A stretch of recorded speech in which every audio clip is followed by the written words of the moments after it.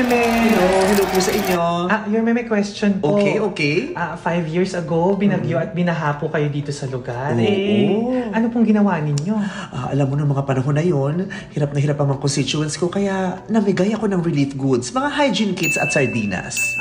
Okay po. Last year naman po, binaha po ulit kayo, di ba? Oo nga, kakalungkot. Ayun po, ano pong naging solusyon po ninyo dyan? Last year, at syempre, gusto ko kitang-kita ko ang pagdurusan ng mga constituents ko, kaya naman, namigay ulit ako ng relief goods, mga hygiene kits at sardinas.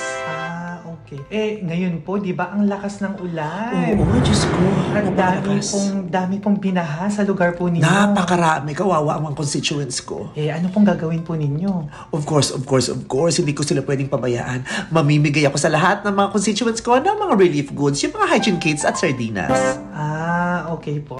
Taon-taon at paulit-ulit na lang ang problema sa mahabaging Diyos. Taon-taon na lang. Opo, paulit-ulit yung baha sa lugar. Paulit-ulit na lang. Walang pinagkaiba. Ano po ba ang dapat na solusyon? Solusyon? Alam mo kasi, mahirap isipin ng solusyon.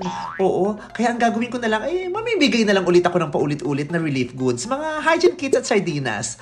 Pag inisip ko pa kasi yung mga solusyon na yan, baka hindi na ako makapag-TikTok. Alam mo naman, active ako sa mga trends ngayon. Tsaka, kaya na nila yan. Resilient ang mga constituents ko. Bibigyan ko lang yan ng mga hygiene kits at sardinas. Ay nako, makakabango na ulit yung mga yan. Hindi po ba kayo natatakot na baka hindi na kayo iboto ng mga constituents nyo? Hindi. Naku.